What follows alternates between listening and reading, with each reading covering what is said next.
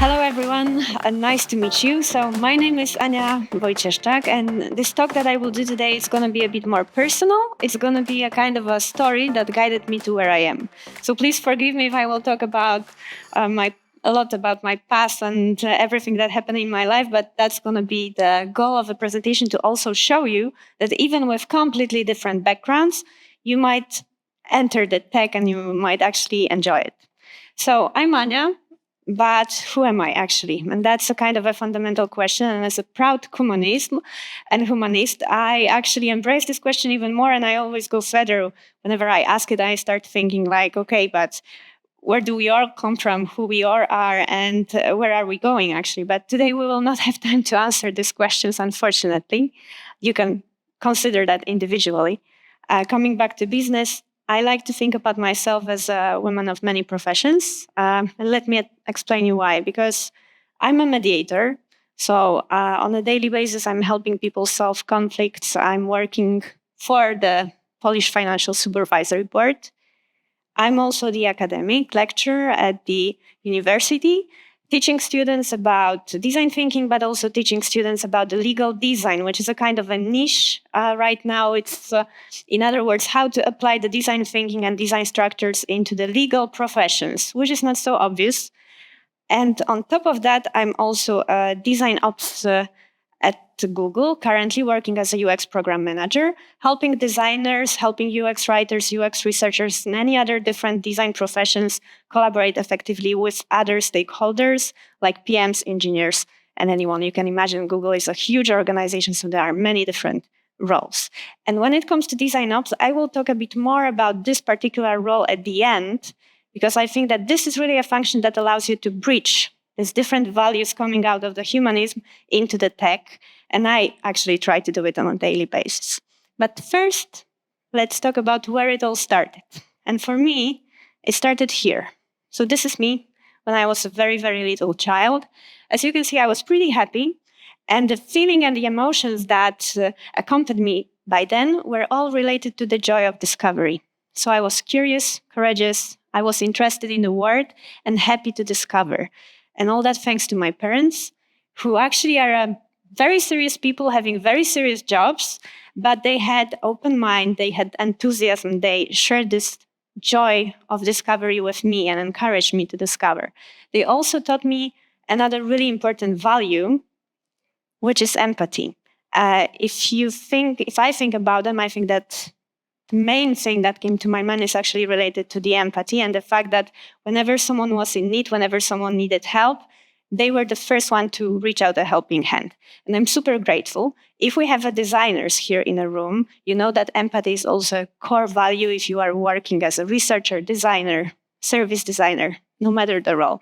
You need to feel and understand the feelings of other people. My parents are also perfectionists, so this bit of perfectionism is also within me, which might be a blessing, might be a curse. You all know how it works. But what they also gave me is freedom. And actually, what it meant for me is that pretty early in my life, I moved out from my parents' home and I decided, I'm originally from Krakow, but I decided that I will move to the other side of the Poland. I moved to Gdańsk, where I decided to study. It was an amazing experience, an amazing opportunity.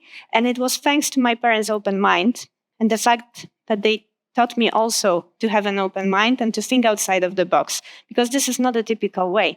You know, in Krakow, we got a very famous university, one of the best in Europe. Normally, people who live here study at Jagiellonian University. I decided to take a different path, but there was one compromise I needed to make, especially that I was pretty lost teenager. I didn't exactly know what I wanted to do, except the fact that I wanted to live on the seaside. So this compromise was actually this one. I ended up studying law at the University of Gdańsk, even though I did not feel that this is something I would like to do later on. But I was lost. It occurred that actually this law is something that I enjoyed, and I met plenty of amazing people there. And I discovered that there are also different surfaces of law which you can explore, but you need to be curious. And you need to also have a bunch of creativity within you. And as I already knew that I will not be a typical lawyer, During my university studies, I started discovering more of a creative skills and more of the creative opportunities that were here and there. Of course, more as a hobby. So I started experimenting with photography. This is one of the first photos I ever took in my life. So I'm right now ashamed of it, but I decided to share it with you, whatever. Right now, photography is still one of my biggest passions. And unfortunately, I do not have enough time to work fully on that. But that was the moment where I started thinking in a visual way with pictures and images. And this visual thinking that right now is criticized by many because people say that, okay, social media ruin our brains. We now cannot think in any other way by visual way. I perceive it as a blessing because I still think in visuals. And I think that it brought me to the place where I am working with designers. Years pass by, I graduate, I'm still lost. I still have no idea what I will do. So I continue the path that I know. So I continue the path that I did not really want to continue. And I'm becoming a lawyer. I work in a huge corporate bank with a headquarters in London. And I'm a lawyer. But that's also the moment where I meet my future husband. And that's a very important moment in my life because he's already a designer and he owns his own small software agency, meaning that it opens a new door ahead of me, being creativity and being technology.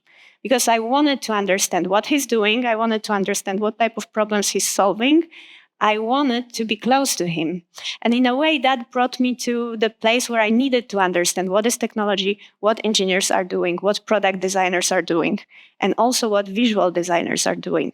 So this visual thinking, empathy, joy of discovery, technology, all of a sudden mixed. And that was a moment when I was still a lawyer.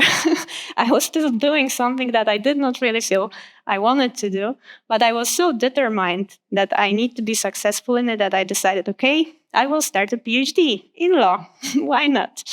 But at that moment, I already knew that there is this another layer there called mediation, which is about communication, solving problems, helping people finding the creative ways of solving the matters that they cherish. And that's actually the path that I went through. I researched and studied mediation because I was curious. And I met a bunch of lovely people there. These people that you can see here are all working at the Sociology of Law department at the Jagiellonian University. And they taught me that law is not only about the legislation, it's also about the well-being and experience that people have when they interact or when they are impacted with law or by law. So it changed my mind. I started thinking about people as the users of law in a way, and law as a holistic experience that might impact you in different ways. And that was also the moment where I already knew that I want to quit my corporate bank job, and I want to finally start doing something more creative. And I was lucky enough to be hired by one of the biggest Polish branding agencies. Of course, I did not have a creative position because I did not design anything until very, very later on. But they hired me as a business developer, meaning my main responsibility was to figure out how to acquire new customers for this agency. And another thing that I needed to do was to actually understand how the creative process works, how designer works, what is the process that we are offering to the customers, because I was the one negotiating with them, explaining to them for what they will pay later on. On top of all this business-related stuff, we were also working on a lot of plenty amazing initiatives, like, for example, this one called Plakaton, which was a kind of a night festival of a creation of posters, meaning designers spent the whole night creating posters on a random subjects that they were not aware of before. It allowed me to meet even more designers, and it allowed me to also understand better the process, meet plenty of great people. This job also learned me how to solve problems in a creative manner, how to manage the conflicts. Because even though I already mediated, even though I already knew how mediation works, solving conflicts that appear at the workplace with the creative environment, it's another story. Communication is also very important here. And because of the fact that I was merging and mixing different environments, realities, people from different worlds, I learned the value of inclusivity and different perspectives. So how important it is to put a different perspective on a table. And that's how I come to the conclusion that maybe it's time to open my own small studio, consulting studio. Why not? I called it Wise Advice. I'm very proud of this name because W is the first letter of my surname. A stands for Ania, so everything matches.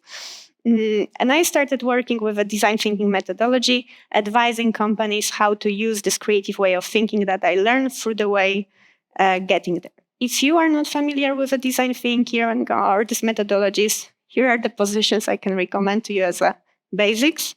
This one is actually the source of my everyday practice right now, especially that it originates at Google and we are still practicing it.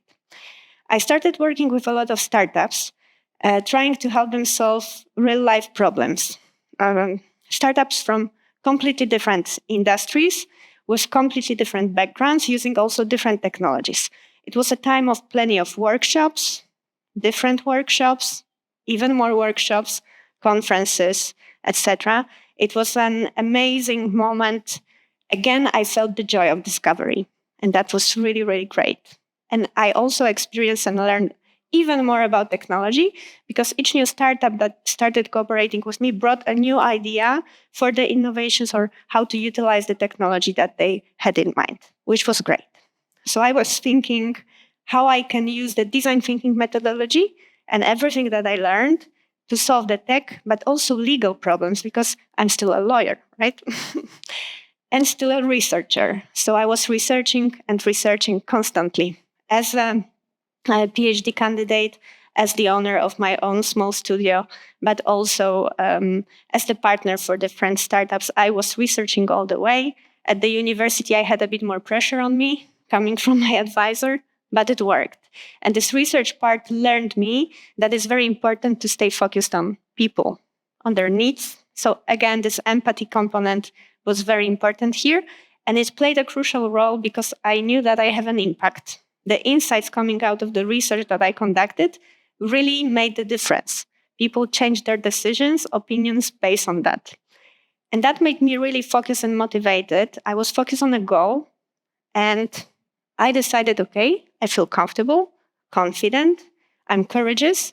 Now I'm ready to learn how bigger product companies operate. And I was lucky enough to figure out that something like DesignOps exists, that there is a kind of a job that actually is linking all of the skills and experiences that I gained along the way and making a use of it in a design reality. So perfect match, I would say. I was hired to become a design operations manager at Brainy, being a part of Center of Excellence. So I worked with amazing design leaders, all of them women, by the way.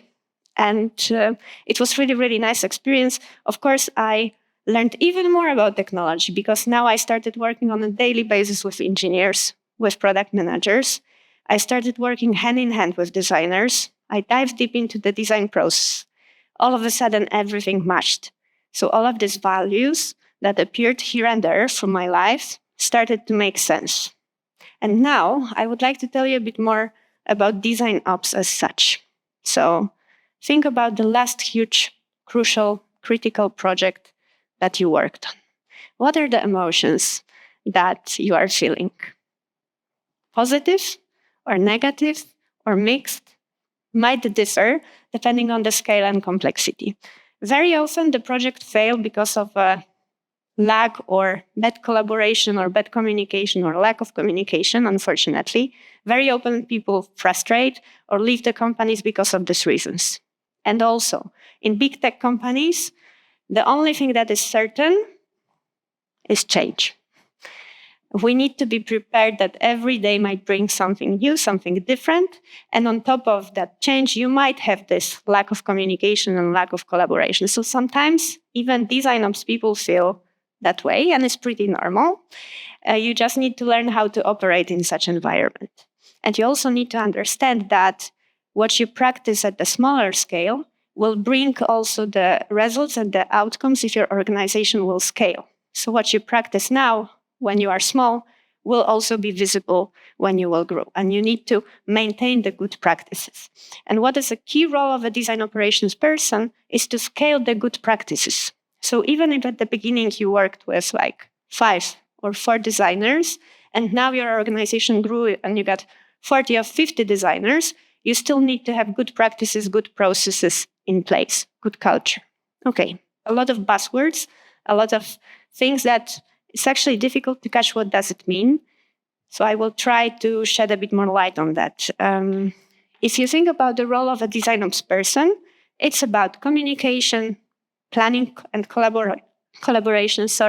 It's about creating culture, managing project, and finally scaling the operations. Sounds like a lot, and it is or might be a lot. It might be everything, everywhere, and all at once, because this is also something that happens. But what you will exactly do depends on the current needs of your organization. Your main role as a design ops is to work with this hectic environment, connect all of the stakeholders that are there through the product development cycle, and make sure that they will get the information that they need on time in order to be able to deliver the best job. Sometimes you put a hat of a project manager on your head. Sometimes you are more of a chief happiness officer taking care of how people feel. Everything depends on the current moment. I would like to say that also the main responsibility of a design ops person is to break the silo. There are many different roles, many different group of interest. Your goal is to embrace design and human-oriented, user-oriented culture within the organization. And you might do it using different tools and skills. Also, you might find different names when thinking about design ops. You might find design ops managers. You might find UX program managers. You might find design producers. You might find simply project managers. And very often, all these people will do exactly the same job or very similar job. It all depends on the scale of the organization. Currently, I held the role of a UX program manager at Google. Before, I used to be a design operations manager, so more at this last level. It all depends on the org. When it comes to the areas of focus for design ops, it might be on how we work together. So here, all the soft skills that you might have in regards to the conflict resolution, communication, etc., might be very helpful. How we get work done. So more about the project management, more about delivery, more about perfectionism in a way, and also how our work creates impact. This is also something very important that design ops people needs to focus on. And then going even more into details, what does it mean? Well, it might mean a lot of different activities that you would need to undertake. It might be related to the communication. It might be about partnerships. It might be about team growth and learning. Finally, it might be project management, making sure that you will deliver on time and that all of the stakeholders will get the information and deliverables that they need. But I think that main responsibility of design ops is actually to bridge the words and bring these values into the tech world. Because without people as humanists, it will be very, very sad word, I would say. And I perceive it as a way and my way to conquer the world. I think I'm doing pretty good in that. And recently, together with my friends, we set up a Polish chapter of a DesignOps assembly. So this is an international organization gathering DesignOps practitioners and professionals all around the world. We opened the Polish one, so if you are curious, interested in that manner, just scan the QR code and you will get all the details. And that's it. Thank you so much, everyone. Thank you. Thank you.